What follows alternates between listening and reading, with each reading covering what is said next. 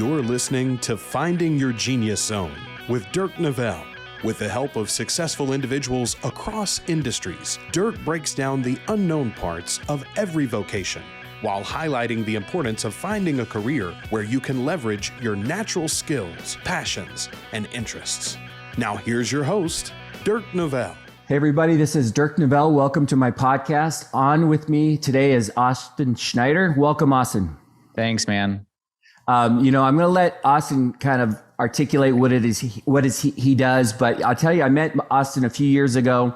He's one of those guys, like every once in a while you meet somebody and he's a little younger than me, but when I started thinking about this podcast and people being in their genius zone, doing what's natural, Austin's one of those guys, I've worked with him professionally and he's just in his flow.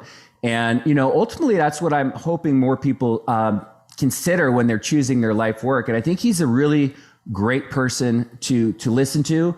And I'm going to just kind of let him start it off. And Austin, if you don't mind, the audience is tuning in because they're coming in on the social media, advertising, content management, et cetera. Tell, if you're sitting on a plane and someone asks you, what do? How would you respond?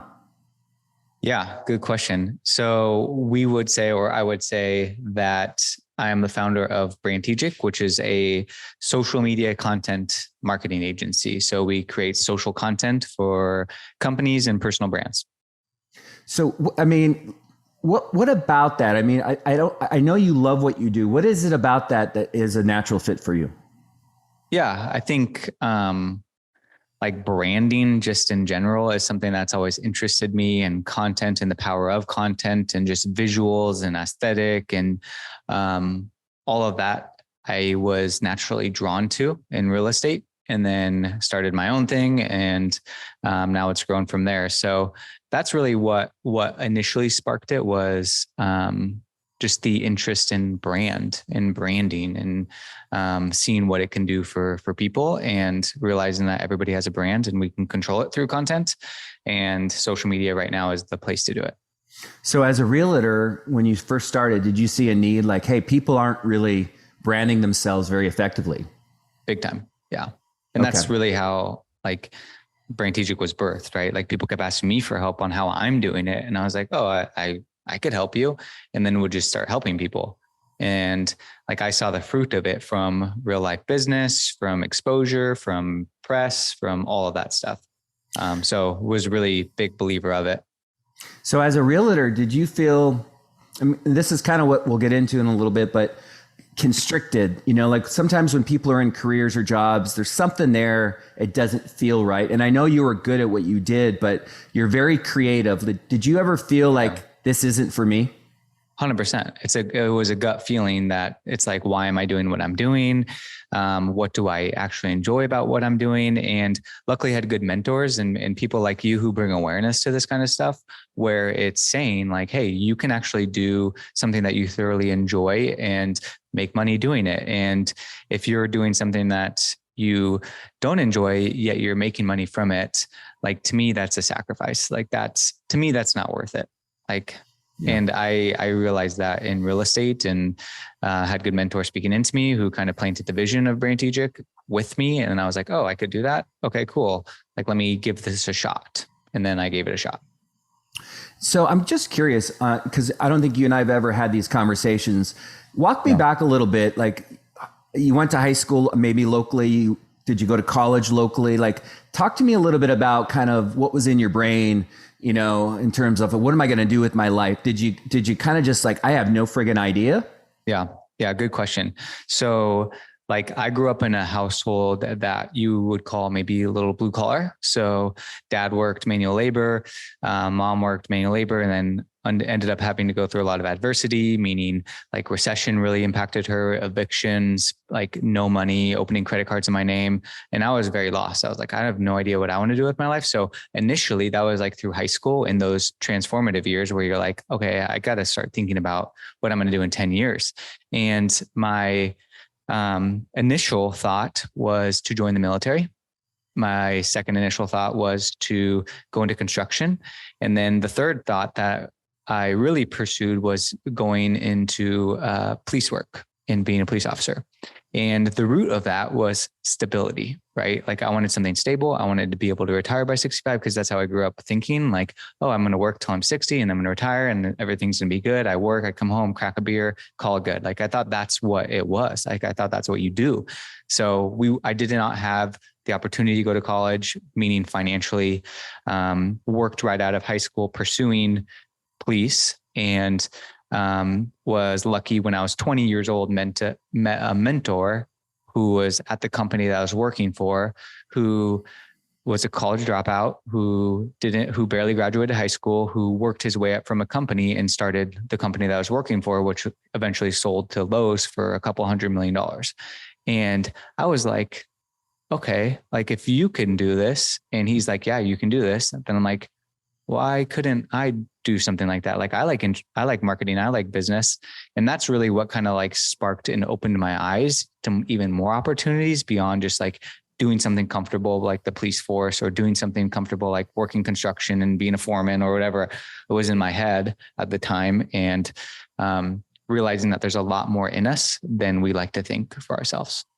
So if you don't mind, I'd like to go into that a little bit because I'm always curious what drives my guests. And, you know, a lot of like what I had a difficult life in ways. And I remember my success was, I think, really my dad's definition. And he was always comparing, and it was always about someone living on the lake and, you know, scoring 4 touch, whatever. And so like, I was really misguided. And so I spent a long time in my career early on, just chasing something that really wasn't satisfying.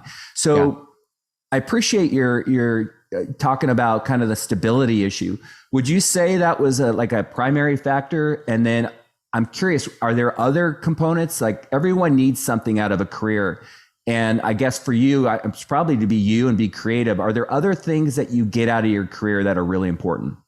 Yeah. I think like the upbringing of stability was like my dad, like he worked since he worked at the same job since he was in his 20s. Right. And he continues to work there as a 60-something-year-old person. He retired and then he couldn't retire because he couldn't grasp it. And he's now working at the same company again.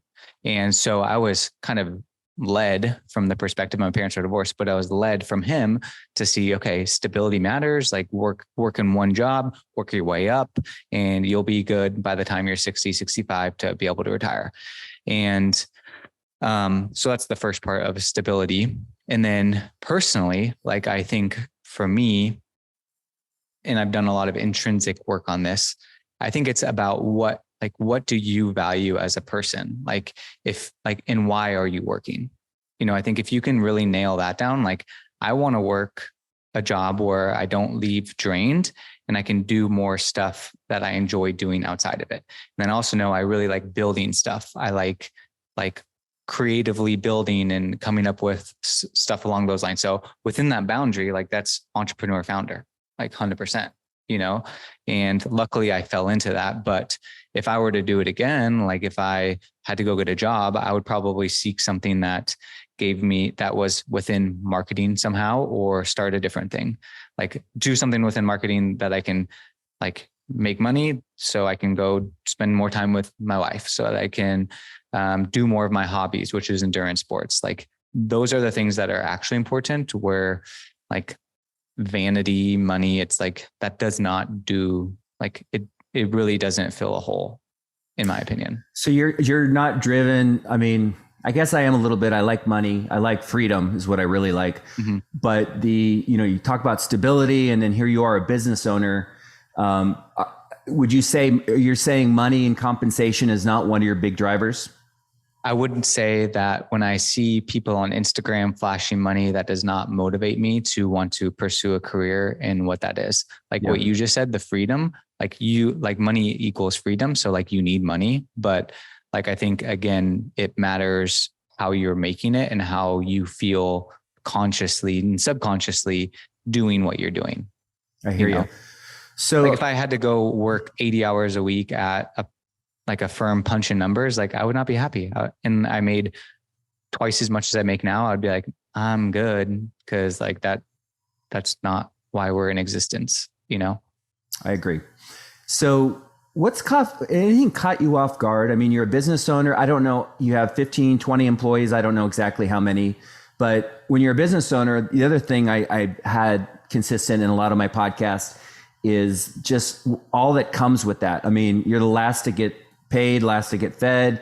There's a lot of stress. I mean, looking at that, it's sexy and it's exciting, but it's also got to be stressful as well. But what caught you off guard? And I know you've been in the business for a while. Is there anything, if somebody's looking at you from afar, whether it's social media or someone in Kirkland that bumps into you and they're really impressed, but you might want to let them know about this, and that? Mm-hmm. Yeah. Good question.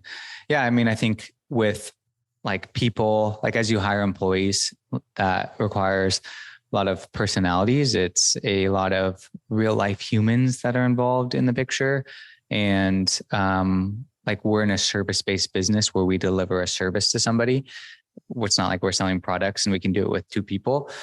So like, I think the things that people don't talk about, especially my industry, is the notion of like profit. Like how much like, cool, you're making a couple $1 million from a business perspective, but like, how much are you spending and what is the actual profit go into your thing? And then like all the stress involved with managing people, real life emotions, like that's a lot. So I would say the personnel and the profit is something that I think a lot of people just don't really realize is like managing the actual numbers of the business. And all that really goes into that. And I'm not at all saying I know you this well, but I know you're super creative, and sometimes running a business isn't about being creative. It's just a different skill set. Mm-hmm. Do you feel pretty comfortable in wearing both hats? I mean, has it taken you a while to get used to? Yeah, for sure. I think there's a difference between like if you're a business person, like I think that's great. I think there's a difference between being an entrepreneur or a founder or maybe like a freelancer to actually a CEO, right? I think the entrepreneur founder, it's like, oh, I maybe have like one person working with me and like I get to do everything. I have so much control over everything. But once you become a CEO, it becomes more about you're managing the people and the people are doing everything. And like you need to be a good leader so that the people can actually work on your behalf of what you're actually vision casting for it. So I think there's a big distinction between those two types of things. And I would say I'm more natural towards the first, which is like entrepreneur founder. So like practically what Brantegic is doing, like we're going to hire a CEO. So I'm going to hire our current COO, who's much better with the personnel, the people, patient, and understanding to be the CEO. And I'm going to be more founder sales, which is where my strengths are in.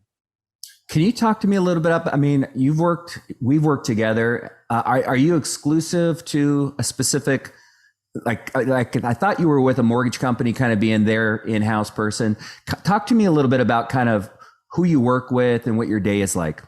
Yeah. So we work with a lot of like people in the real estate space right now, home builders, e-commerce companies are what we're tapping into a lot right now. So it's kind of all over the board. A lot of service-based companies as well who need a brand and need to elevate their presence. Okay. So you're not exclusive to like one company. You're basically help. Okay. And now that you're kind of getting back into the entrepreneurial type role, talk to us a little bit about, I mean, people see you, they think they know what it's like, but they don't really understand what Monday morning, Tuesday night, Wednesday afternoon, the weekend, like talk to me, if you don't mind, a little bit about kind of what a week looks like for you. Yeah. So religiously wake up at 3:30 a.m. and exercise, endurance athlete. So whether that's running, like cycling, hitting the weights, like that's mandatory. And then, I would say most of my time, like I think as a CEO or a founder of a company of my size, not saying we're big or we're very small, but you're sort of like a juggler, right? Like you need to go to where the company needs you. So if it's, hey, we need to really focus on operations. Okay. I need to dive into that and really understand it and make sure the team is on board with the mission of what we have for operations. Okay.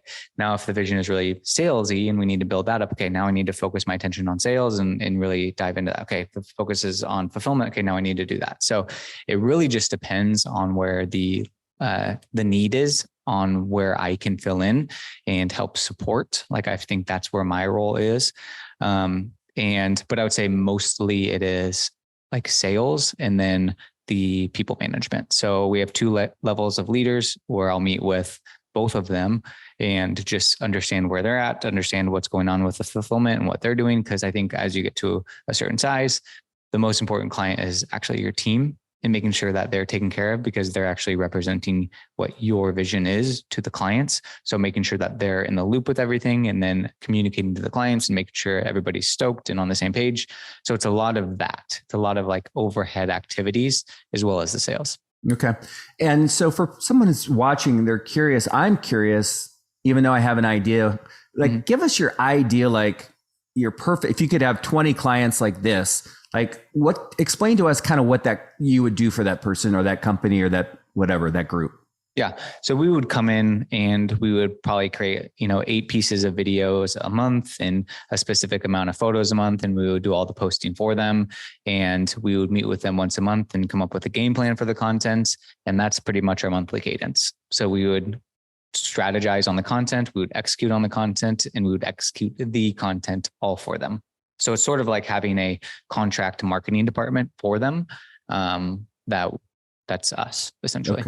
Okay. Yeah. So it's creation, it's placement, it's maintaining the relationship, the being pleasantly persistent.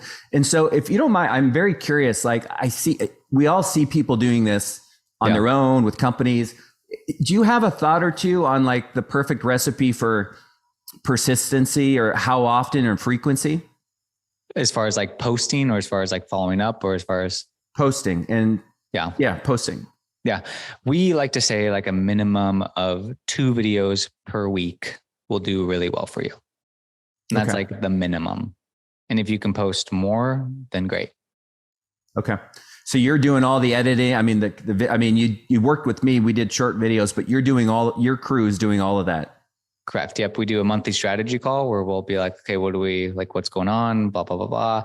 And then we'll plan all the videos and all the content, and then we'll execute the content, edit the content, and then we'll post the content and then share reporting with you. And then we have another strategy call with you. And then we do the same thing over and over and over again.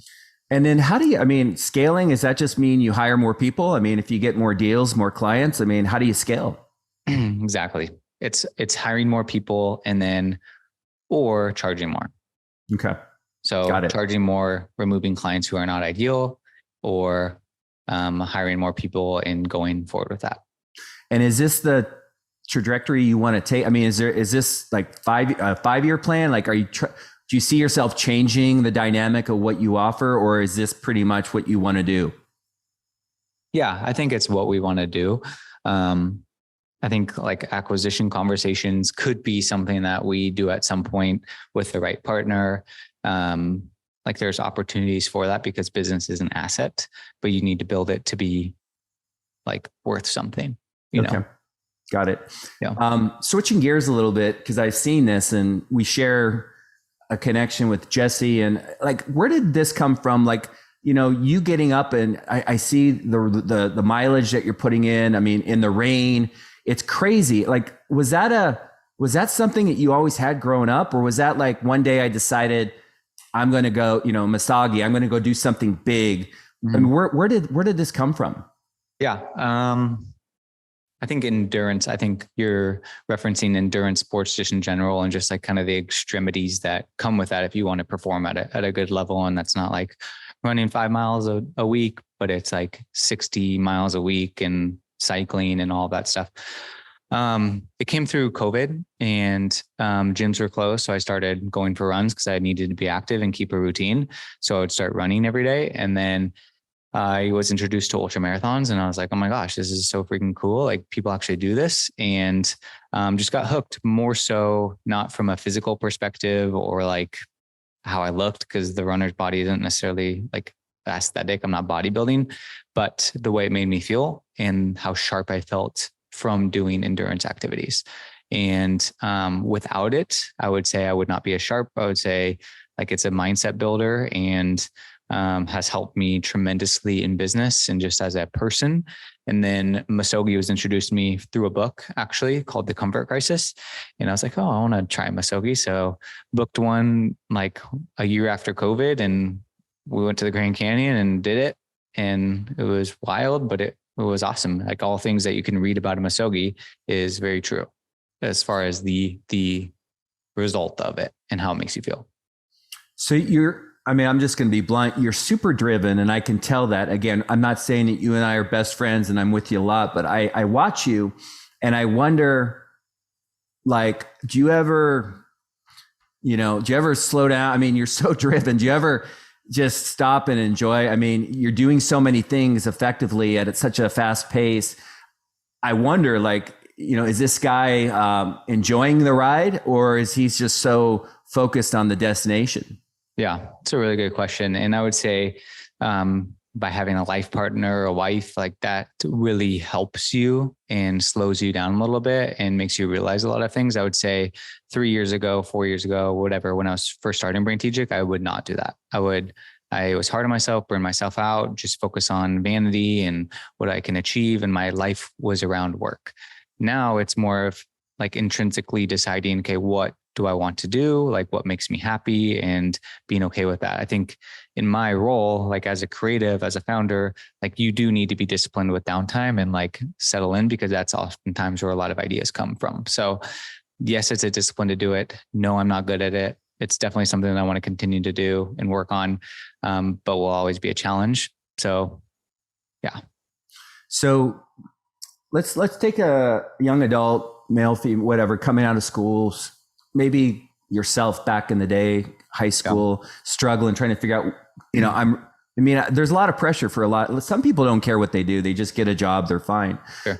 People like me, I've identified myself often with what I do, and I've struggled sometimes with maybe not being super proud of what I do and feel like I'm not really using my skills and my interests. Any advice? I mean, because this is really about helping people get clear, like, on choosing a career. I mean, because a lot of times the voices in our head are paying off debt, what our mom and dad, say we should do, or seeing, coming from a place of scarcity. Any advice as far as getting young adults to think differently about choosing their careers? Yeah, that's a really good question. And I think I do the same work. Like, I think about that stuff too. I'm like, what am I going to do when I grow up? Like, what do I really want to do? But I think if you are spending 40 hours a week somewhere, which is a lot of your day, right? Like, hopefully it's something that you enjoy. And if you're interested in business and monetizing business, I think always go for it. That's just my opinion. And either do it as a side hustle to start and then transfer it full time. But like, I'm coming from an entrepreneur perspective, but the value isn't necessarily, to me, starting a business in what it could be or what you're building it to be, but it's the journey. It's what you're learning along the way. Like, I know tomorrow, if everything shut off and nothing worked anymore, I could go start another business, because I've learned so much over the past 10 years of being a commission-based only person, whether it's my own business or whatever it is, because I learned all of it. Like, the skills that you would learn from chasing what you actually want to do, whether if that is starting a business or doing your own thing, will be far more powerful, far more valuable than anything else. Yeah. I mean, I guess one question I would have, and I know this typically there's a coined answer, but if you were to come back out of high school, knowing what you know now, would you have gone into college if it was an option? Would you have gone right into starting a career, or any insight into how you would do it different? Yeah. So I would, like, to me, the most valuable thing as like a young person is learning. So if I was interested in maybe endurance sports when I was 18 years old, I would say, okay, I'm going to go work for Ironman as an entry-level position and learn everything I can. Or I'm going to go work for the cycle company or the shoe brand or whatever I'm interested in, and start from the bottom and learn as much as I can about that. And then either work my way up or start my own thing. So I think it's figuring out where can you learn the most, like on the job. And if you can get paid for it, great. And if not, then like make it a side hustle or learn on your own time. But like, I would definitely find somebody who's doing what you want to do potentially, and attach yourself to that person and attach yourself to what could be, and have a mentor and link up with people and just learn as much as you can. Be a sponge. I love it. So in your company, you know, not everybody's the same. Some people are introverts, some people are creative, some people, whatever. There's probably different skill sets, different personality types that comprise your company, right? You need all of the above. For somebody that's listening and watching and like, I'm, thinking like, I don't think I'm like Austin. I don't know if I could do this or I'd want to do this. What are the other opportunities like in your industry or your type of job or career that might be a little different for some people that are watching this thinking, I don't fit into that, but maybe I would fit into that? Like as a creative or just like within the niche of marketing in general? Well, I'll give you an example. I had a guest on recently who has run like a lot of apparel companies, K2, Helly Hansen. Cool. He's done a lot of big stuff. And we started getting into like all the different necessities that comprise an apparel company, whether it's design, marketing, finding the products. In your, you have camera people, you have editors, video editors, you have different skill sets. What are some of those skill sets? Yeah. So like the subsets of what makes Brainteacher could be video editing. That's a great skill that you can learn literally from YouTube. And a lot of people want it right now. Videography. So actually shooting the videos, social media management, posting on behalf of clients, graphic design, photography. So there's a lot within those from like an entry perspective that can give you the in to start other stuff. Copywriting, there's a ton. And what's interesting, and I've seen this before, is you're somebody who probably has experience and interest in all of those, correct? Jack of all trades, master of none. I was doing everything before we started hiring people. Which I think for the audience, if they're watching Austin right now and they're like impressed, like keep in mind, like I see this a lot, that the people that are running a company often have their foot in the door on a lot of the different components of the subsets that make up that company, not only because they did it, but I think they had interest, genuine interest in it, which I think is really important to make you more credible. Yeah. And then you can also speak the language to people in terms of, maybe they're experiencing some issues and you can have that conversation where, a pure business person can't. Totally. Yeah. I think oftentimes founders and CEOs are jack of all trades, master of none. And then you figure out what those trades are that you're good at, and then you delegate it to masters. And that's all they do. So is there anything I'm not asking you? Like you're a bright guy, you know what I'm trying to do and the value that I'm trying to offer. Is there anything I'm not asking or anything that you're feeling compelled to like say, whether it's advice or just something you've learned along the way that would be really important for somebody? Because again, this can be a really stressful decision. And at the end of the day, what I'm trying to help people do is not get locked in to a career and then find themselves, at 52 years old, like wondering and wishing they might have done it different. Yeah. I think the main thing would be do something that you're interested in. And if you're not interested in it, maybe find a job with the expectation to then transition to something that you're interested in. And maybe that's, you have a job and you do a side hustle and then you find deeper interest or you learn more about that specific position. And then specifically to like entrepreneurs, like if you have a vision, let's just say, of being a video editor, then get a job and start video editing on the side and then see if you like it and see if it's something that you'd want to do well in. And then if you have an idea or you have a skill set, like I always say, just go for it. And like the best thing that's going to happen is you're going to learn a ton and you're going to learn a lot of valuable skills that are going to help you at the next job or help you land the next job. So like my main thing, I think it's just doing something that makes you feel fulfilled and that's in line with your interests. Yeah. It's interesting listening to you, and we haven't really gone down this road before, but stability was a big part of it early on, but yet a lot of people are scared. They're fearful of taking a chance, fear of success, fear of failure. Yet you have the stability issue that you had growing up, and yet you're going for it, which like, what is success? What is success? Are you asking me? I'm just kind of asking figuratively, right? What does that actually mean? Is it financial? Okay, then go work a job that you can make the most amount of money possible. Like, is it, hey, I want to spend as much time with my family? Okay, cool. Work a job that helps you support your family. Like if you know what you want with your life, what your values are, what the vision is for your life, not vocationally, for your life, for your generation, for your family, then that will help answer that question, in my opinion. Yeah, I always ask, define authentic success. And I think you kind of just did that. For sure. It's not money. It's not a car. It's not a house, right? It's a picture usually in your brain. Yeah.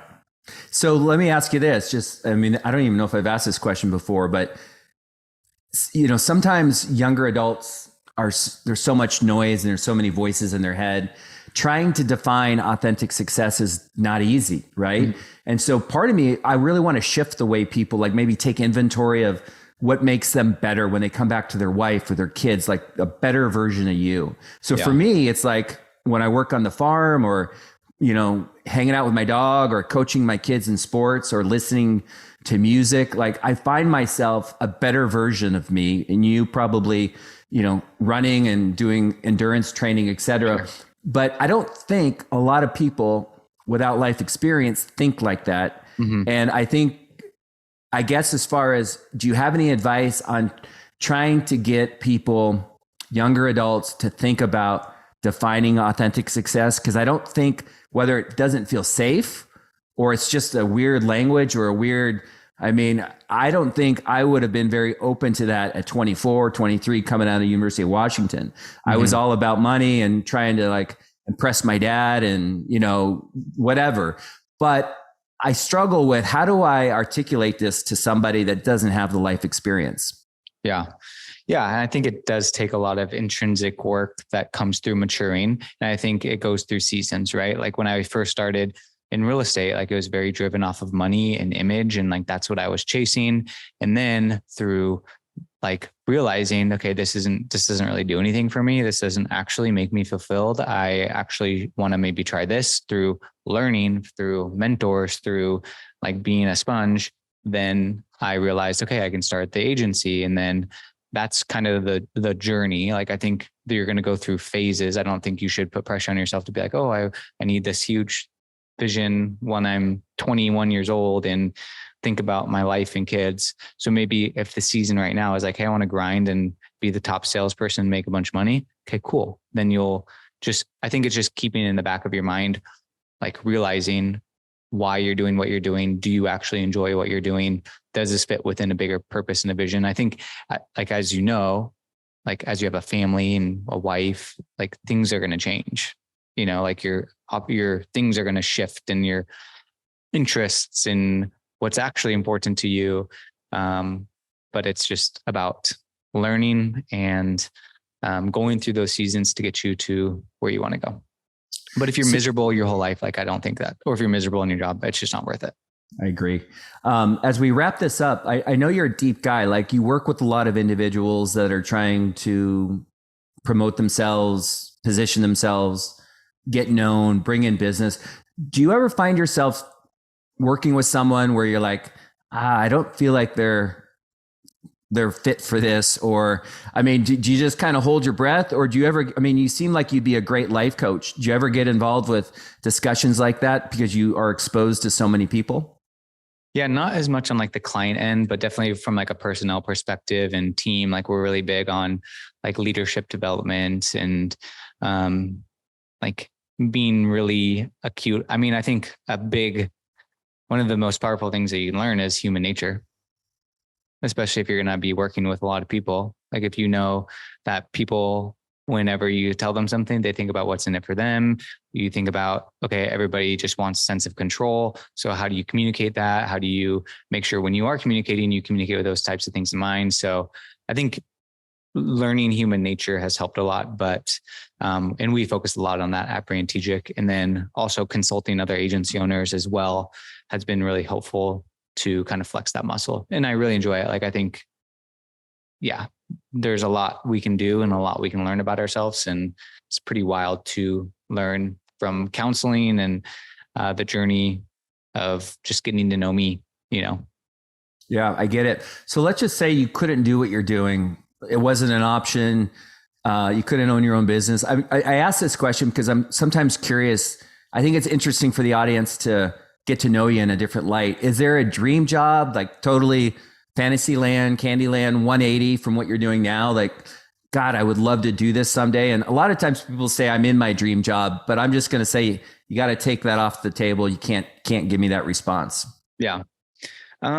I would say I really like building things. So, like right now, I'm in the process of rebuilding the consulting agency for agencies, essentially people who want to grow their marketing company. That's kind of within the space and doesn't really answer the question with the context that you're looking for. But if I were to do something completely different, it would probably have to do with endurance sports and some sort of marketing and creative within that, like working for Ironman and being their director of marketing to come up with all the creative and building the team around it who's executing it and leading that. Like something around my interest, I think would be really cool. That's really cool. Have you had a chance to meet Chad Wright? No. Do you know who he is by chance? Yeah. Okay. Yeah. We had him at an event recently. Sick. In our, the guy with the red beard, Navy Yeah, SEAL. he's crazy. I remember we were in Costa Rica and he came and spent some days with us. Cool. And it was very like the mindset of these people, and you have it. Yeah. I was an athlete, but I honestly don't know if I could do what you're doing. I'm really impressed. I also wonder if you're going to get the heck out of Washington, because running in the rain at 3:30 in the morning has got to be tough. Yeah, we got plans. I bet. Well, Austin, you're awesome. I know you're busy. You're really cool for coming aboard. I think you are very credible. I think there's a lot of people that can really benefit from your information. So thanks for jumping on. Yeah. And if anybody has any specific questions, y'all can find me. Awesome, man. Thank you so much. All right. All right.